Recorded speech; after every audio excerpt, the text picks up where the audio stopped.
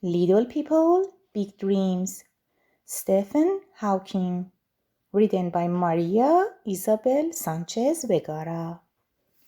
Little Stephen was born in Oxford, England, just as a great world war was raging. At night, he would look up at the stars and wonder what else was out there. His parents loved science, as did Stephen and his three siblings. They all ate dinner with a knife, a fork, and the company of a good book. Stephen was never at the top of the class, but at school everyone called him Einstein, like the famous scientist. One day he built a computer from clock parts and an old telephone. Curiosity always came before schoolwork with Stephen, but still he made it into the best universities in England, Oxford and Cambridge. He wanted to solve the mysteries of the universe. Stephen was busy enjoying himself studying cosmology when suddenly he started dropping things and tripping for no reason.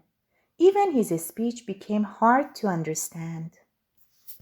Doctors told him that a rare disease was paralyzing his body and he had only 2 more years to live. Stephen felt like the whole universe was falling down around him.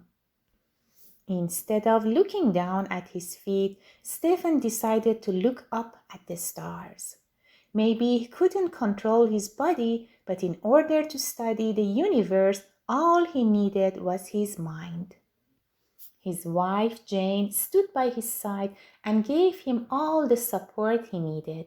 They had 3 children, and Stephen loved to give them rides on his wheelchair.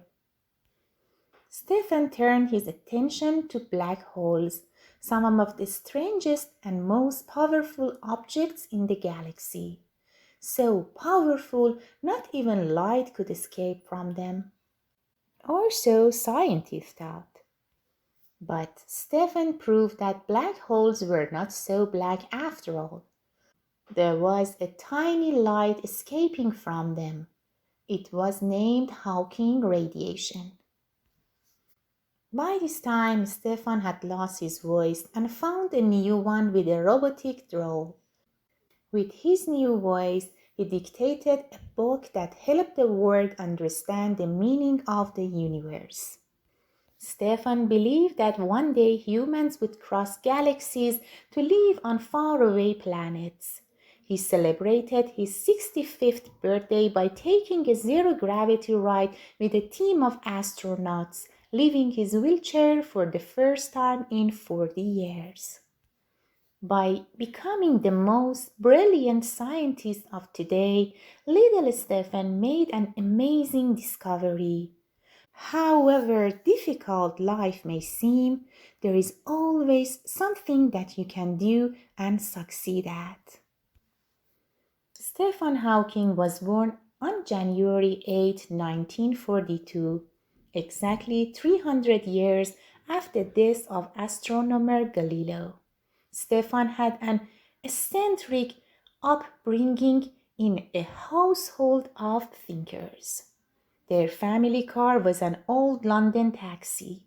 His parents kept bees in the basement and they made fireworks in the greenhouse.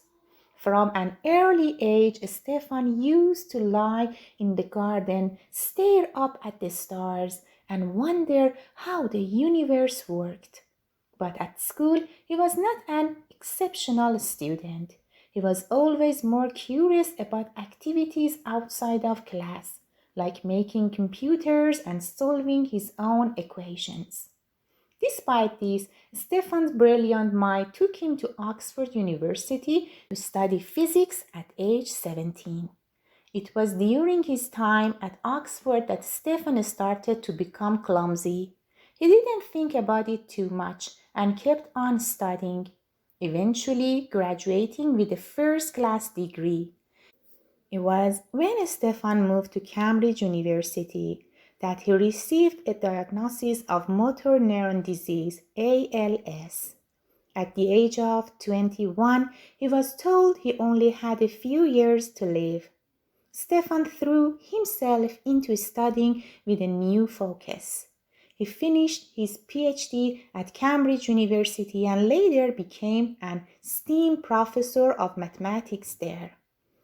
Then, while researching and writing, Stefan came up with his black hole theory. He showed that matter can escape from black holes in the form of radiation. He called it Hawking radiation. This changed the way the world thought about the universe. Stefan lived until the age of 76, proving his doctors wrong. He continued to study the universe, write best-selling books, and give public speeches until he died. Stefan is remembered as a brilliant physicist who sent shockwaves through the world of modern science. The end.